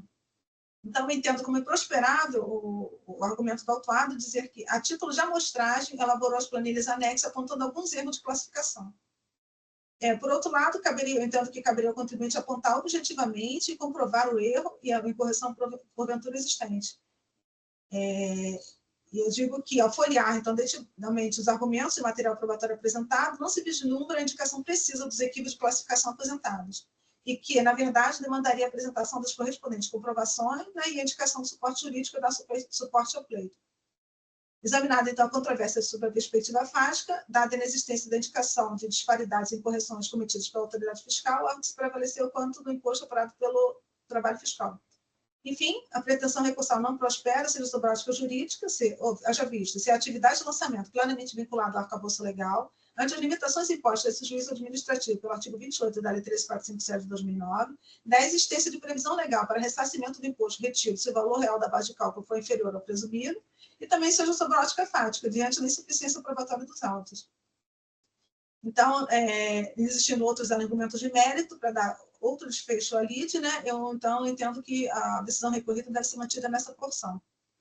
Em relação ao multa e juros, né, atribui-se caráter confiscatório, desproporcional da multa, né, eu cito aqui, então, o artigo 28, a possibilidade de analisar esses argumentos. E, por outro lado, em relação à pretensão, né, o autuado tem a pretensão de redução da multa, entendendo pelo desenquadramento das mesmas, da multa moratória capitulada, né, no artigo 87 da Lei 13.457 de 2009, vale revisitar a distinção entre as multas punitivas, né, a multa por infração, punitiva, e a multa moratória, trago aqui uma doutrina, conquanto se possa argumentar que ambas, a multa por infração e a multa moratória, possam ter natureza punitiva, é certo que estamos a tratar de punição por condutas diferentes. A prática de conduta infracional, legalmente prevista, é punida com a acumulação de multa por infração. O implemento inadimplemento da obrigação tributária é punido com a aplicação da multa moratória e não existe qualquer previsão que se possa transmutar a natureza das multas. Em relação à taxa Selic, né, a pedido, né, de aplicação da taxa Selic ao caso, o juízo de piso, né, ele refutou, disse que não se aplica, né, porque, na verdade, as operações são todas posteriores ao mês de 11 de 2017, né? Eu entendo que está correto, em conformidade com 761 de 2017. Não obstante do apelo ordinário, o autor argumenta que, analisando o demonstrativo, ele constata-se que os juros moratórios foram exigidos em patamar superior à Selic acumulada do período. E traz alguns exemplos para contextualizar sua reclamação. Eu realizei pesquisas, né, busca no site da Receita Federal, fiz uma consulta pública e verifiquei que os valores do AIN estão corretos, né, primeiramente. Em segundo lugar, também trago o entendimento da outra representação fiscal, né, que no base no artigo, parágrafo 1º do artigo 565 do RICMES, né, que diz que a taxa de juros de mora também, além da taxa referencial, aplica-se também 1% para a fração do mês, assim, entendido qualquer período de tempo inferior a um mês. Então, é fácil perceber que o cálculo do montante de juros de mora está em consonância com a legislação de regência. Então, presidente, eu conheço parcialmente do recurso ordinário e nego-lhe provimento. E também anoto aqui por oportuno que o débito fiscal relativo aos itens 3, 4 e 5 do AIN foi integralmente liquidado, e tendo sido o recolhimento certificado pelo órgão competente. Eu, como voto, presidente, peço desculpas pelo longo do voto. Obrigado, doutora Luciana. A doutora Luciana já tinha disponibilizado o voto. Eu já tinha lido o voto, concordo integralmente com a doutora Luciana, parabenizo pelo voto. Alguém gostaria de se manifestar? Também de acordo, senhor presidente, doutora Luciana. Obrigado, doutor Henrique. O voto já está gravado. Vou encerrar os debates. Verificando o quórum.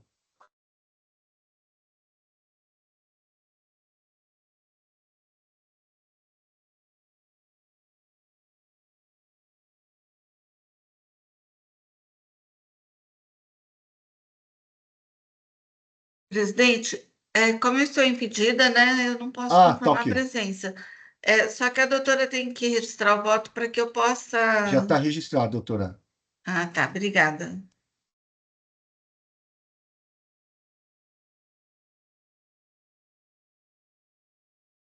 Espera aí que eu vou reabrir debates para a senhora ver aqui. Registrar o impedimento. Consegue registrar o impedimento?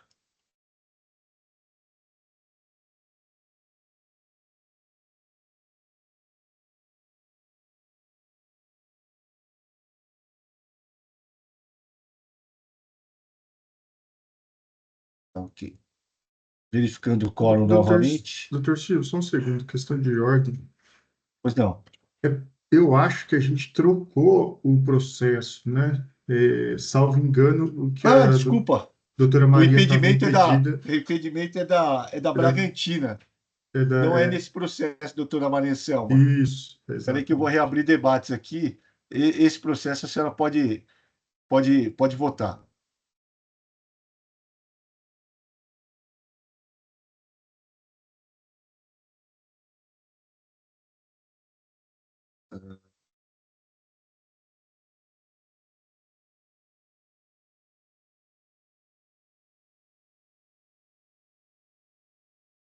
Verificando o quórum. Deixa eu ver aqui.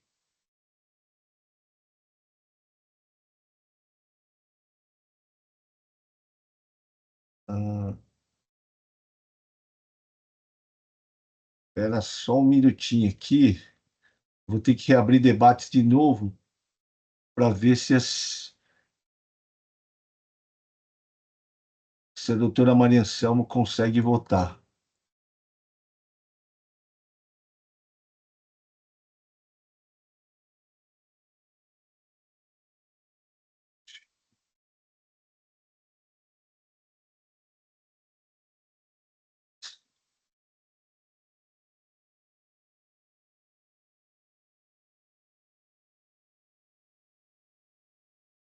Nesse caso aqui não vai ter jeito, mas como a doutora Maria Anselmo já gravou impedimento, só vai eu e o doutor Henrique votar aqui, mas não vai ter prejuízo, tá? Porque já tem quórum suficiente. Pode confirmar, doutor Henrique.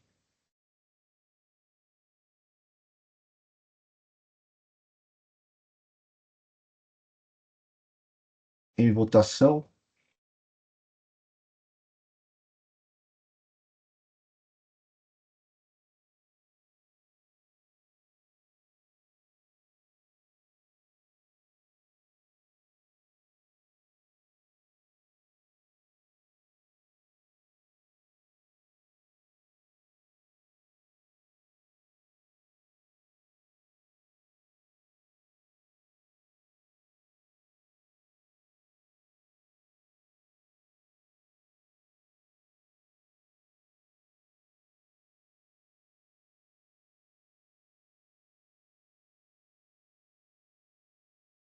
encerrada a votação e julgamento do processo da contribuinte Milfarmas, recurso ordinário parcialmente conhecido e não provido, retornando ao processo da empresa elétrica Bradantina S.A., a IM 4022-210.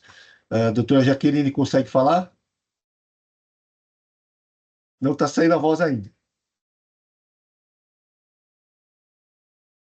Vou fazer o seguinte, eu tenho mais 2 processos da pauta, tá bom? Nós vamos seguindo.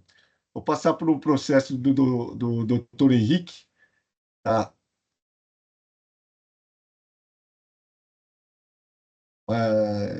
Se a senhora conseguir falar, a senhora pode testar o áudio, mesmo que tiver em outra votação, tá, doutora Francisca?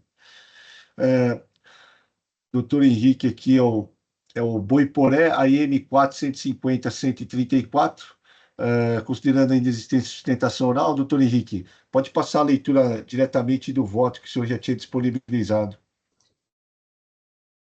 Tá certo, senhor presidente. Muito obrigado.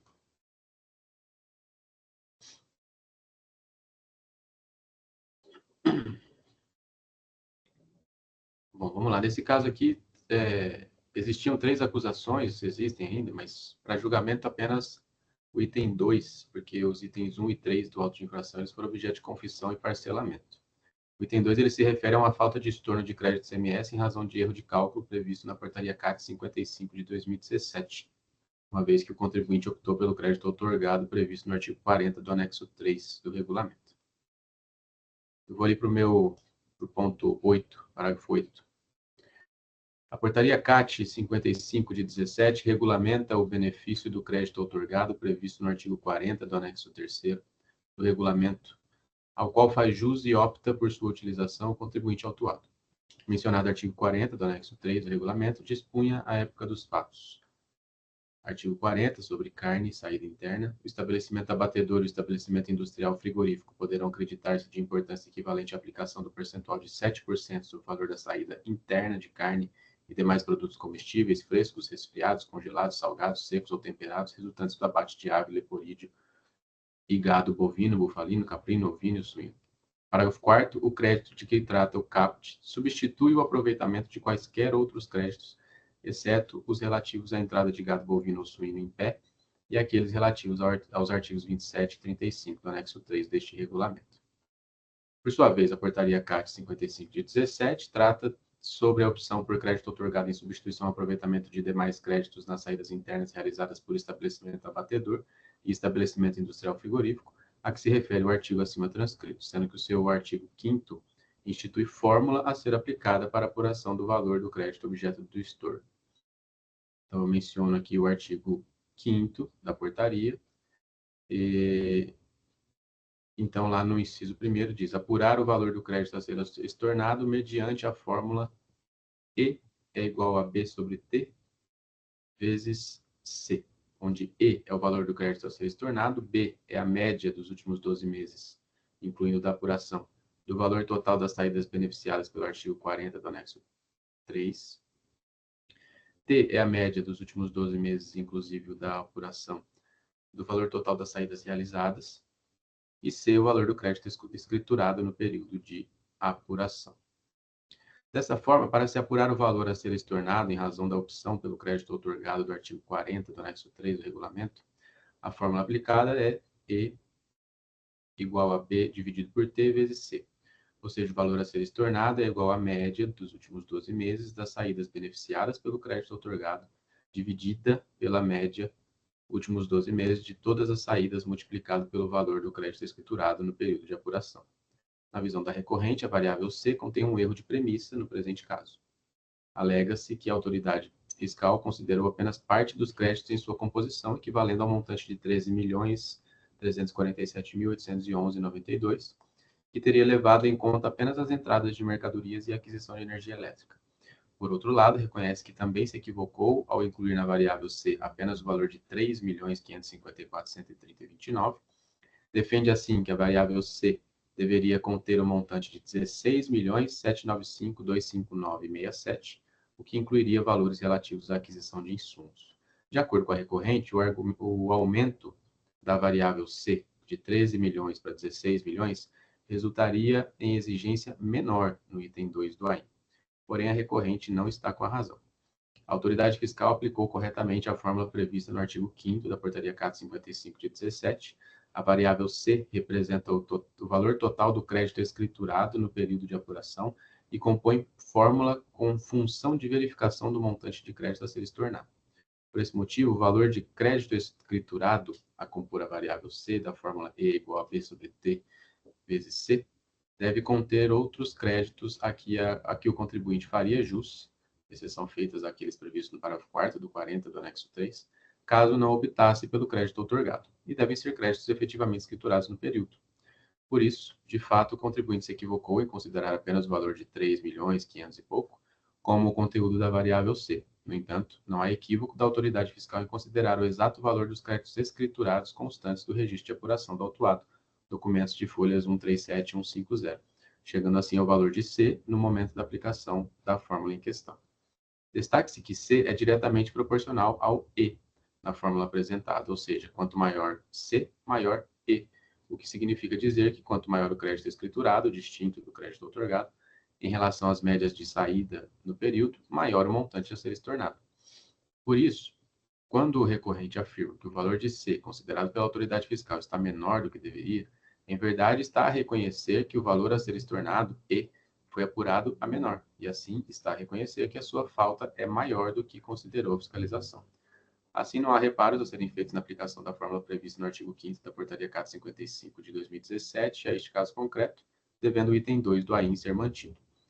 Diante do exposto, eu conheço do recurso ordinário e a ele nego o provimento, mantendo íntegro o AIM 41501342, senhor presidente. Obrigado, doutor Henrique. O doutor Henrique já havia disponibilizado o voto, já tinha lido o mesmo, não vejo reparo no voto, razão pela qual acompanho integralmente o relator. E abro para discussão. Também acompanho o relator, presidente. O voto já está registrado. Vou encerrar os debates. Verificando o quórum.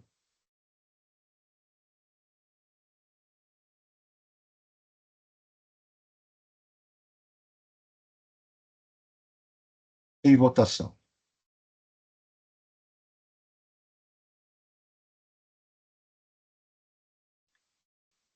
Testando. Agora está funcionando, doutora Francisca. Perdão, muito obrigada. Está encerrando aqui só a votação aqui. Encerrando a votação do processo Boiporé Comércio de Carnes Derivados Limitada, AIM 4.150.134, recurso ordinário conhecido e não provido nos termos do voto do relator, decisão unânime. Retornando ao processo da Empresa Elétrica Bragantina S.A., eu estava, como eu já havia adiantado, é um processo que retorna da Câmara Superior para análise dos depósitos judiciais efetuados no âmbito do mandato de segurança da ação judicial. Passo a palavra à patrona, a doutora Francisca, fica à vontade. Bom dia, senhor presidente, senhores juízes. Primeiramente, quero pedir perdão aí pelo ocorrido, os problemas técnicos. Como já mencionado pelo presidente, o doutor Silvio, a Empresa Elétrica Bragantina ela teve uma auto-infração lavrado sobre a acusação de falta de recolhimento do ICMS relativa ao fornecimento de energia a consumidores residenciais à subclasse baixa renda, caracterizado pelo recebimento de valores a título de subvenção econômica. Inicialmente, é importante mencionar, como já destacado pelo seu presidente, que o Sindicato da Recorrente, o CIESP, ele possuía um mandado de segurança coletivo, objetivando afastar justamente a incidência do ICMS exigida pelo Estado de São Paulo sobre os valores recebidos da União por suas filiadas a título de subvenção econômica. No entanto, a DTJ de Bauru, ao analisar a impugnação da recorrente, apreciou matéria esta que era objeto do referido IMS coletivo, inobservando aí a renúncia feita pela recorrente em litigar na esfera administrativa, conforme o previsto no artigo 30, no parágrafo 1º, da Lei 13.457 de 2009 desse Estado. Dessa forma, tendo em vista aí a concomitância em relação à matéria de fundo, que é a incidência ou não do ICMS sobre tais subvenções, que foi objeto da ação judicial, neste momento, resta pendente de análise apenas o descabimento da aplicação de juros e multa em razão da suspensão da exigibilidade do crédito tributário previamente ao lançamento, parte essa que não foi objeto do processo judicial.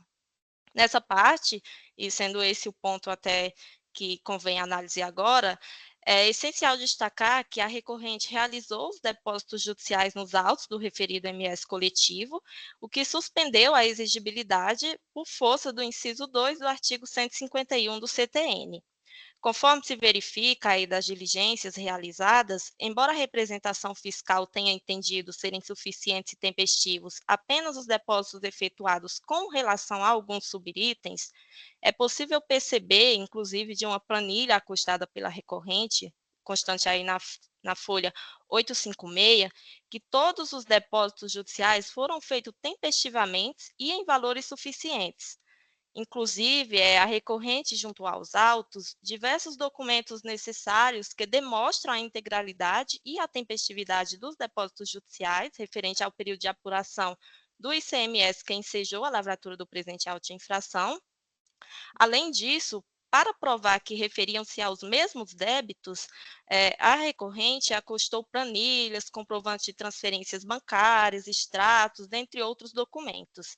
Assim, tendo em vista os depósitos realizados, o auto de infração em questão não poderia ter sido lavrado com a imposição de juros e multa, nos termos aí do que dispõe o artigo 18 e seguintes da Lei 13.457 de 2009, uma vez que o depósito judicial na data do vencimento do tributo descaracteriza a infração e elimina os efeitos de mora. Referido entendimento foi, inclusive, posteriormente sumulado por este Tribunal de Impostos e Taxas, através da publicação da súmula 14 de 2018, que dispõe que o depósito judicial do montante integral do crédito tributário afasta a incidência das penalidades. Por fim, é de suma importância relevar que uma empresa do mesmo grupo da recorrente, autuada pela mesmíssima acusação do presente caso, teve reconhecido os depósitos efetuados naquela oportunidade e afastada a incidência de multa e juros de mora por força do parágrafo 3º do artigo 30 da já mencionada Lei 13.457 de 2009. Entendimento esse que, inclusive, deve ser aplicado no presente caso. Diante do exposto e tendo em vista a matéria aqui bem simples do presente caso, o nosso pedido, o pedido da recorrente, é para que seja dado provimento ao recurso ordinário, reconhecendo a nulidade da decisão da DTJ por ter apreciado questão já discutida via judicial, matéria essa que foi renunciada pela via administrativa em razão da concomitância da discussão, bem como, quanto à parte que não foi abrangida pela discussão judicial, que seja excluída a penalidade ou acréscimo moratório, conforme previsto aí na Lei 457 de 2009 e na súmula deste Tribunal de Impostos e Taxas, número 14 de 2018, e, além disso, alinhando-se aí ao quanto já decidido em outra oportunidade para a empresa do mesmo grupo da recorrente. Por fim, aqui a gente faz um pedido subsidiariamente, caso entenda aí que algum item caso entenda pela insuficiência do depósito a algum item da autuação, a gente requer a conversão do julgamento em diligência para que a douta autoridade fiscal proceda à imputação proporcional do valor depositado nos autos do mandado de segurança, de modo que seja mantido no presente auto somente a suposta diferença apurada quanto aos aludidos créditos tributários. Dito isto, agradeço a oportunidade novamente, fico à disposição e peço novamente perdão pelos problemas técnicos. Obrigado, doutora Francisca, parabenizo pela objetividade da sustentação oral e brevidade, e também pela persistência em resolver o problema do áudio da sustentação oral, tá? Não tem problema nenhum ter atrasado, não causou nenhum prejuízo aqui a sessão que ela transcorreu normalmente, aqui até a senhora resolver o problema. Meu voto já estava disponível, vou passar a leitura a partir do item 8. A colei da Sexta Câmara Julgadora não conheceu do recurso ordinário. Em sede especial, a Igreja de Câmara Superior determinou o retorno dos autos para complemento de julgado para análise de existência de depósitos judiciais e seus respectivos efeitos. Assim, o presente julgamento está restrito à análise dos depósitos judiciais e seus respectivos reflexos. Com relação aos depósitos judiciais, observo que no cumprimento de diligências promovidas pela Igreja de Câmara Superior, vieram aos autos informações de que a contribuinte efetuou depósitos judiciais em relação a valores exigidos neste AIM. A Supervisão Executiva de Fiscalização Especialista de Comunicações e Energia elaborou um demonstrativo, juntado às folhas 856, em que houve comprovação da existência de depósito em montante integral para os subitens 1.4 e 1.22.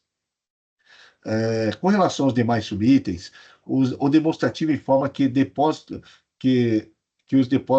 existência de divergência de depósito em valor insuficiente, depósito em data posterior à devida, sem acréscimos legais, valor depositado com juros e multa, mas com valor original inferior ao imposto devido, e não houve emissão de nota fiscal, prejudicando a apuração do imposto devido.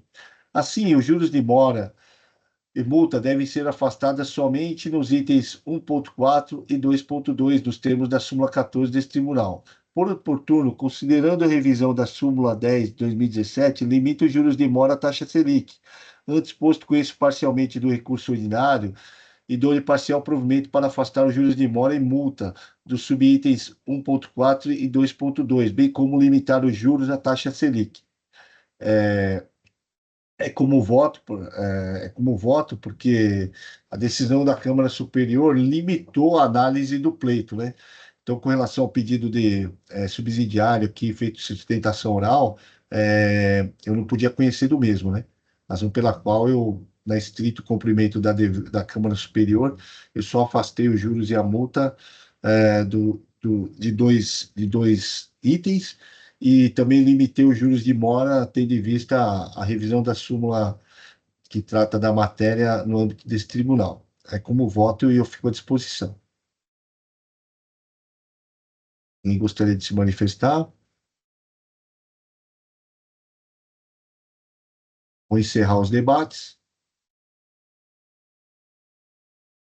Verificando o quórum.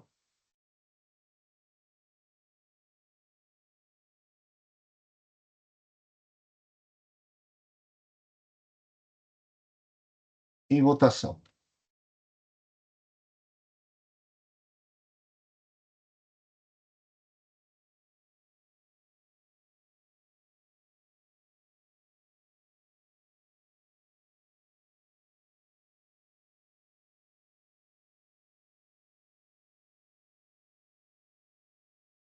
Doutora Isabela, decisão unânime, tá? A doutora Maria Selma, ela se declara impedida porque ela participou do julgamento da Câmara Superior que converteu o julgamento em diligência, e a decisão foi pelo parcial conhecimento e parcial provimento do recurso ordinário.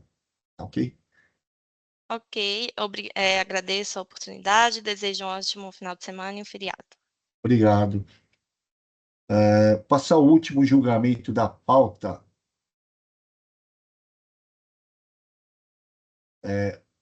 Unicharme do Brasil, Indústria e Comércio de Produtos de Higiene Limitada, M5023-795.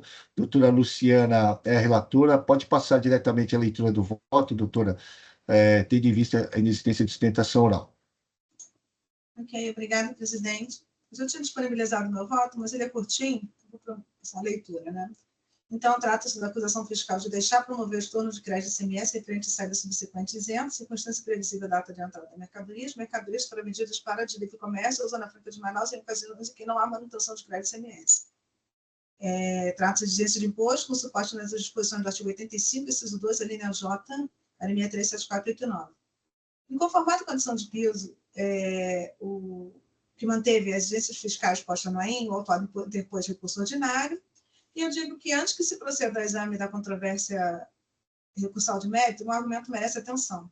O autuado aduz que, abro aspas, a autuação formalizou o lançamento do ICMS sobre créditos crediturados pela recorrente relativa ao período de janeiro de 2019 a dezembro de 2020. Nesse ponto, faz-se misto salientar que, no mesmo período supra, a recorrente mantinha em sua escrita fiscal saldo credor acumulado de ICMS, conforme demonstrado na memória de cálculo anexa.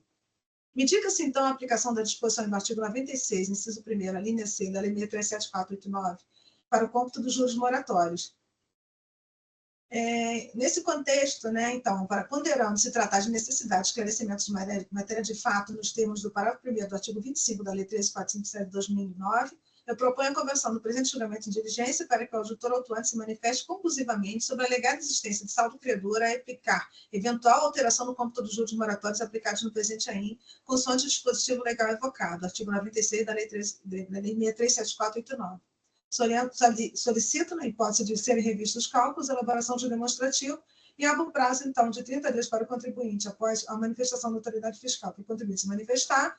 Posteriormente, os autos devem ser remetidos à representação fiscal para eventual posicionamento. Então, presidente, eu estou convertendo em diligência para que o auditor, autuante, né, esclareça os pontos que eu ressalto no voto. Obrigado, doutora Luciana. A doutora Luciana também já tinha disponibilizado o voto, eu já tinha lido ele, acompanho integralmente a relatora, abro para discussão se alguém tem alguma dúvida. Acompanho também, senhor presidente, doutora Luciana. Obrigado. Vou encerrar os debates. Verificando o quórum.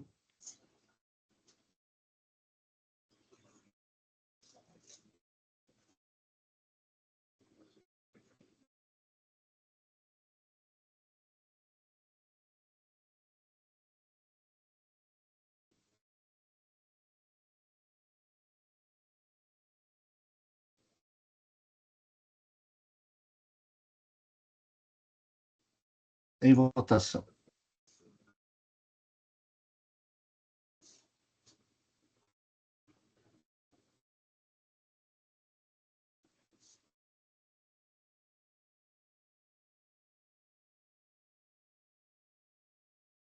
Encerrado o julgamento do AIM 50237995, Unicharme do Brasil, Indústria e Comércio de Produtos de Higiene Limitada,